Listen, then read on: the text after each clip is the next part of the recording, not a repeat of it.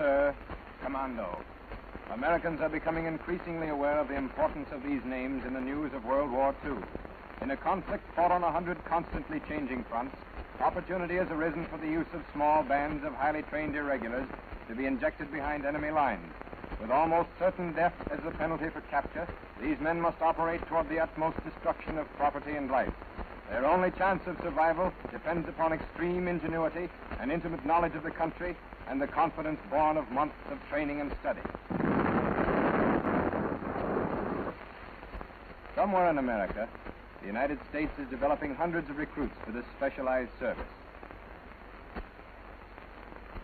Handpicked with the aid of Army and Navy intelligence facilities, the men are taken under guard to the secret training camp which is to be their home for the weeks to follow. The area is located high in an eastern mountain range, miles from the nearest village, and under constant guard by U.S. soldiers and Marines.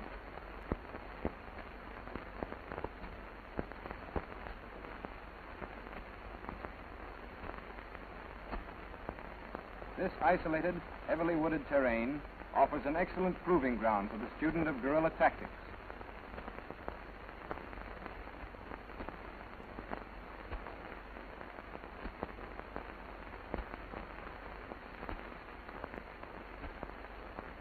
Classes are limited to less than a dozen men, thus ensuring the utmost security and providing almost individual instruction for each student.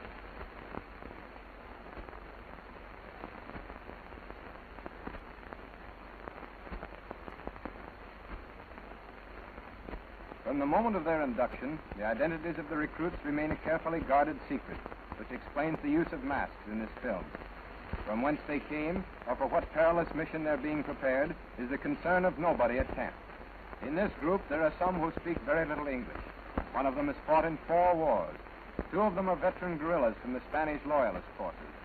Several have seen their relatives and friends die at the hands of the enemy. But all of them have this in common. They burn with a desire for vengeance, and they mean to deal it out as it was given, at close quarters with no holds barred. After the senior instructor has delivered a short induction speech, he presents each man with an identification badge bearing a first name only.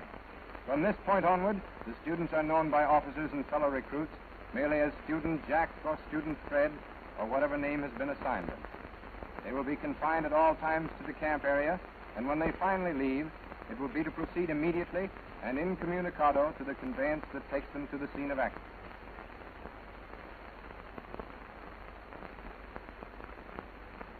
Every item of personal equipment is supplied by the government. The men arrive without so much as a toothbrush or pencil.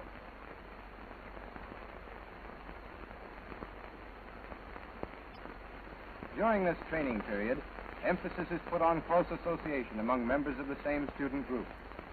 An expert guerrilla or saboteur must not only think and act quickly for himself, but must almost anticipate the next action of his colleague. Individual quarters are hidden in the woods, and the students are taught to live in seclusion, in conditions simulating those they may encounter as guerrillas behind enemy lines. This outdoor trainasium was carefully constructed to develop muscles most used in individual close combat. In fact, the first principle of commando or guerrilla training evolves from the theory that the best defense is a good offense. Hit first and talk afterwards. In short, get tough.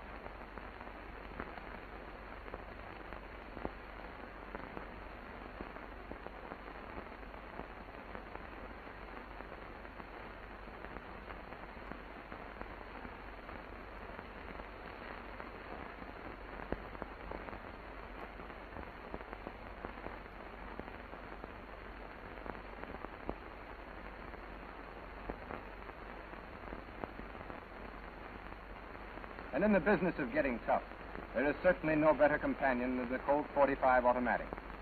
During his instruction period, the student is taught an entirely new system of pistol technique, especially adapted for fast offensive action. An essential feature of this system is quick loading. The pistol is held in the right hand with palm upward. Magazine is inserted with left hand. After insertion, always give it an extra push to drive it home, and then be sure magazine is engaged by testing with forefinger of left hand. To cock the gun, turn over. so that palm faces downward. Grasp the slide firmly with the left hand. Push forward with the right, and then let go with the left, allowing the slide to spring back into position. The weapon is now loaded, ready for action. To unload, turn over. Press the magazine release catch with thumb of left hand, drawing the magazine out into the palm.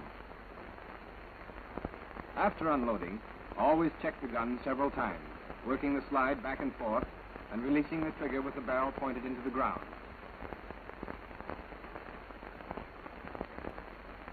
To familiarize the student with the firing action of the gun, he is first taught a preliminary upright stance.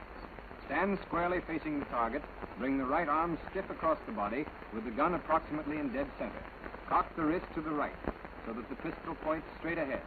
Now raise the weapon to the level of the eyes until the target surrounds the barrel.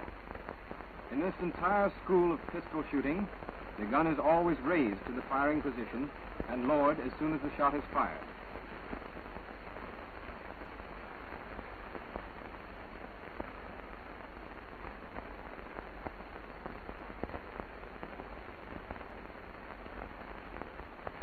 The actual offensive firing stance is assumed in this manner.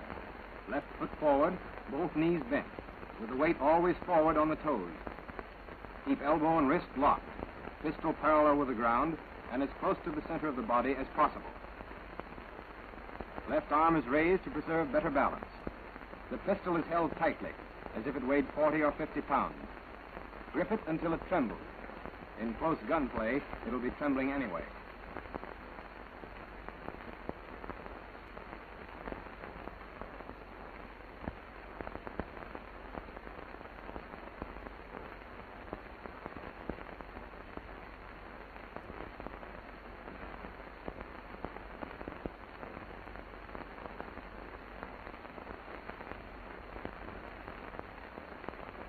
At the target, the recruit assumes the preliminary upright position to make him at ease with the gun action.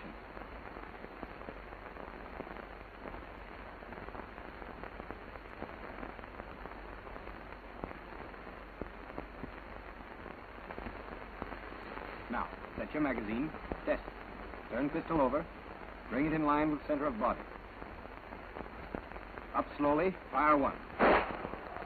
Slowly down. Up and fire one. Slowly down. That's good. Now the crouch. On your toes. Up and fire two. Fast. Grip it tight. Again. Unload. Remove your magazine. Work the slide. Release the hammer into the ground. Now reload. Test the magazine again. This time, cock the pistol and fire in one movement, like this.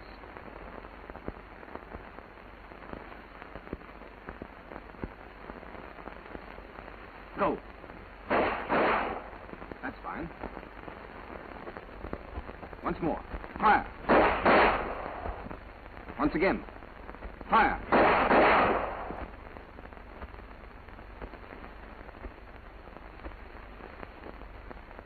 You see? All these are good shots, between the chin and the crotch, in a strip not more than 6 inches wide.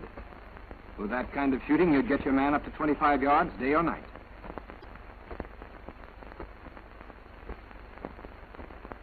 All right, everybody up to the target.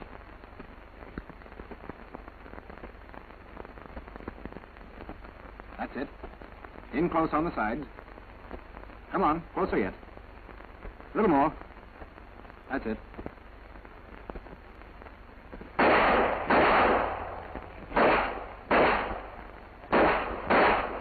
What a difference it makes, doesn't it? It's one thing to fire at a target that can't shoot back, and it's another thing to hear those bullets whizzing by your ears. The average person is thrown off balance. And thus ends the first lesson in offensive pistol shooting. During their time off duty, students will spend many hours before these mirrors, checking and rechecking their positions. In the field, they'll be expected to get there first with the most lead, and their lives will depend upon their ability to do so.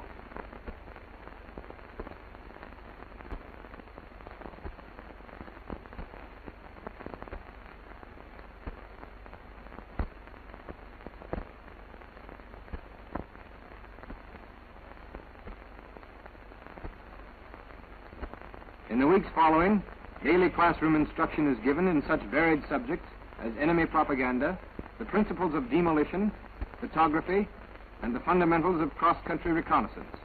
Outdoors, the student is shown a new technique of throwing the hand grenade. The latest type fragmentation bomb can be tossed with fair accuracy for a distance of 60 yards and is capable of spreading the destruction within a radius of twice that distance. The safest and most efficient method of throwing is illustrated here. Grip the grenade firmly in the throwing hand, with the fingers holding down the safety lever. The throwing motion is similar to that used in putting the shot, but with added wrist motion.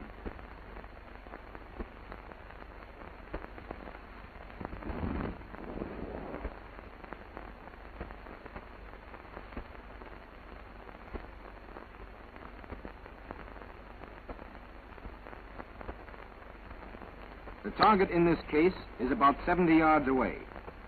The instructor pulls the pin. The grenade is now hot.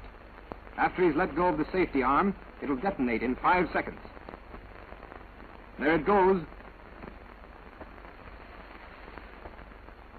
A direct hit. There are no Marquis of Queensberry rules in guerrilla warfare. It's a simple matter of kill or be killed, capture or be captured. In this phase of the instruction period, the student is taught the gentle art of murder, the technique of killing or crippling his opponent with his two hands at close quarters. The success of this system of close combat has little to do with size or strength. The larger man here should have little trouble tossing the smaller one around, yet by the pressure of one finger in the right spot, he is rendered powerless. The same theory applies to all the holds in this course. Most valuable offensive blow at close quarters is the chin jab. The hand is held open at shoulder height, and the blow is delivered to the opponent's chin with all the weight of the body in the follow-through. As the blow is launched, the knee comes up to the testicles and the fingers close on the opponent's eyes.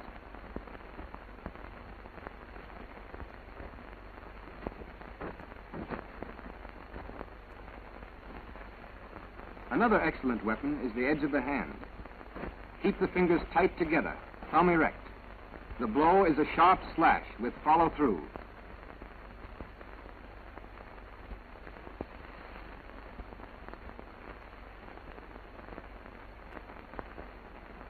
Most effective objectives are the side of the neck and 1 inch below the Adam's apple, the forearm, upper arm, back of the neck, kidneys, base of spine,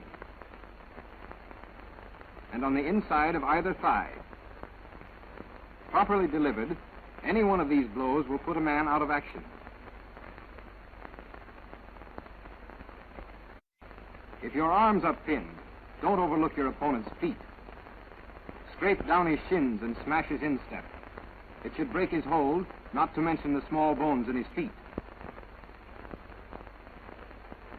An even better break from the bear hug is this method of grabbing the testicles.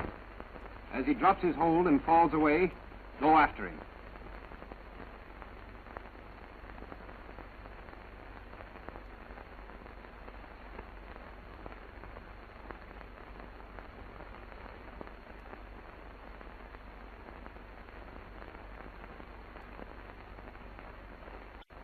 To get out of a one-hand stranglehold, merely turn against the thumb and walk away.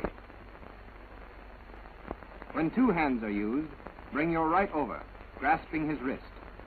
Bring your left up under the elbow and force him down. Lock his arm and go after his eyes with your free hand.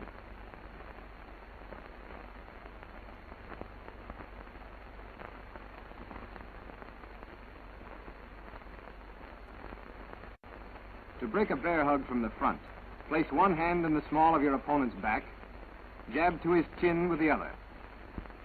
Always remember to concentrate on the eyes. This is very apt to produce astigmatism. Another break from the rear bear hug.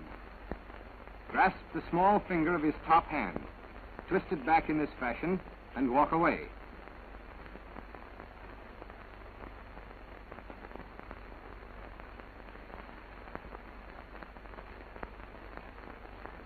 If both arms are free, there is this variation of the testicle grip. After he's dropped his hold, slide out sideways and grasp his arm, bringing him to the ground.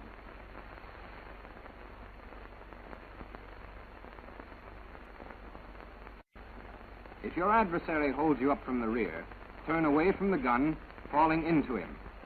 Chin his gun arm and lock it with your left, at the same time jabbing to his chin and eyes and bringing the knee up to his testicles. As he falls, go with him, keeping your knee in his groin. To disarm from the front, bring the left hand quickly across his shooting hand, grasp the pistol, and deflect it toward him. Bring the right down and twist his wrist back, breaking it if possible. Follow through as usual, using the knee to complete the job.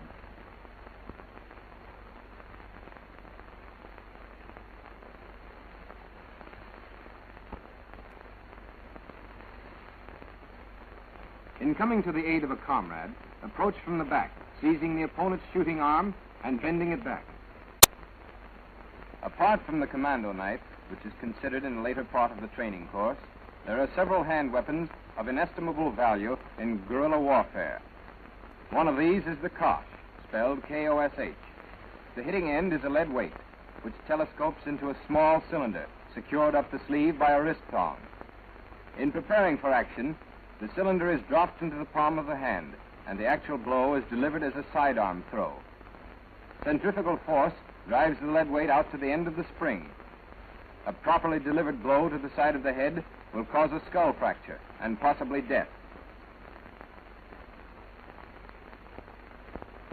The Smatchet is a heavy knife of extreme killing power, beautifully balanced and capable of lethal action either with the point, blade, or pommel. Best blows are delivered with the point at the stomach, the saber blow across the neck, cross arm to the neck, and the smash under the chin with the pommel.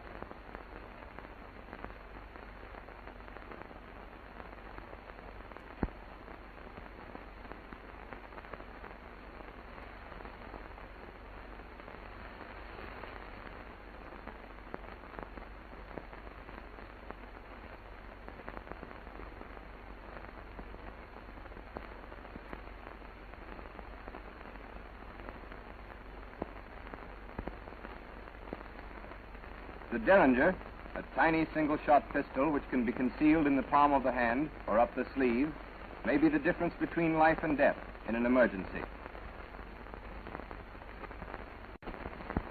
Most methods of disarming are equally applicable to all types of sidearms, but the following are believed to be better adapted to use against the revolver.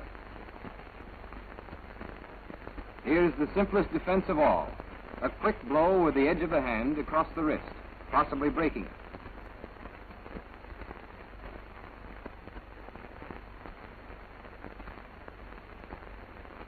The same technique when the approach is from the rear.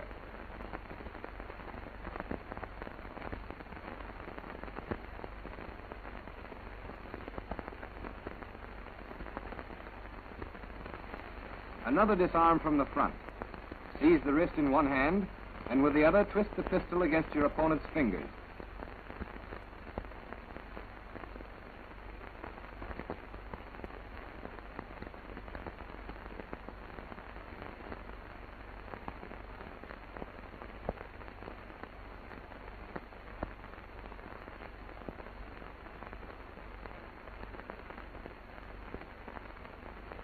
In some cases, this maneuver works better.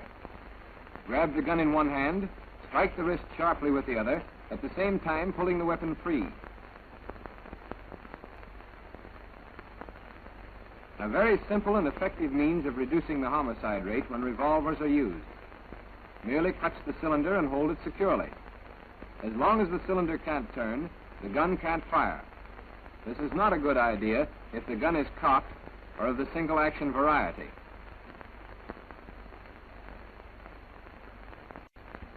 Here is an easy way to handle the character who enjoys using the stiff arm. Put hands together, one over the other, and bring them down, thus pressing the pusher's wrist against your chest. Bend forward, and he'll go to his knees. A favorite and very effective means of subduing an unarmed opponent is this arm lock. Bend his elbow with the right arm and allow your left to slip inside against his back. Move forward, thus locking the hold.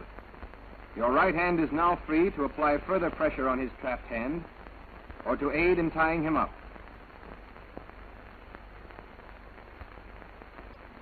After a few weeks of preliminary training, the student is told to report alone to the pistol house.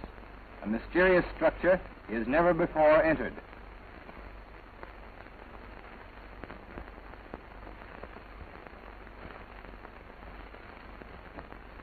In the anteroom, the instructor gives him his problem. A group of enemy saboteurs are active in the neighborhood, taking a heavy toll of life and property. The student is to make contact and to maintain it until either he or the enemy is wiped out.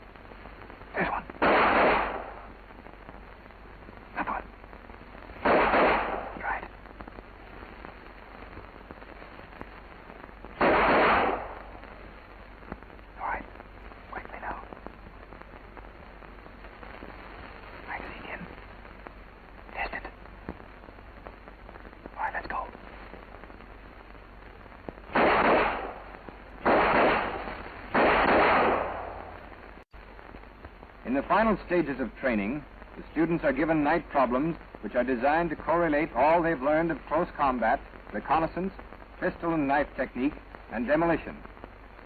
In every detail, the same care is taken to simulate combat conditions, and each student is required to familiarize himself with the uniforms, signs, and languages he will encounter in actual guerrilla raids overseas.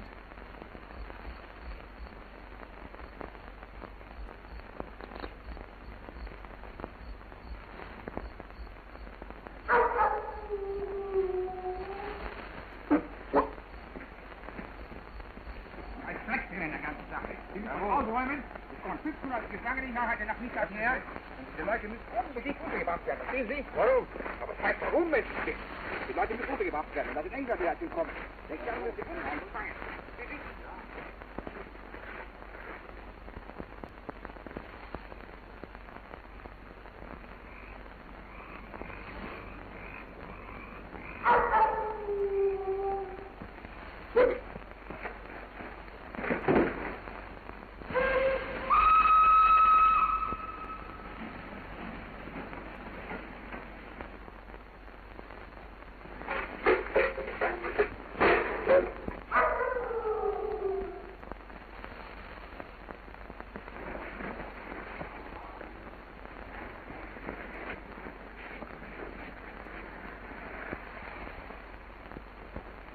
Herr Oberst, ich hatte mit Herrn Major Klause hier eine lange Unterredung. Und wir kommen uns ganz überein, dass der Feind hier entweder Saboteure oder Kommandotruppen gelandet hat. Nicht wahr, Herr Major? Jawohl. Gut, nun. Also Herr Oberst, wenn Sie mal hierher diese Küste, nicht wahr? Die Küste hier bietet ausgezeichnete Gelegenheit, ganz nahe an unsere Gegend heranzukommen. Also Fallschirme gibt es überhaupt nicht. Unterseeboote, ja, unbedingt.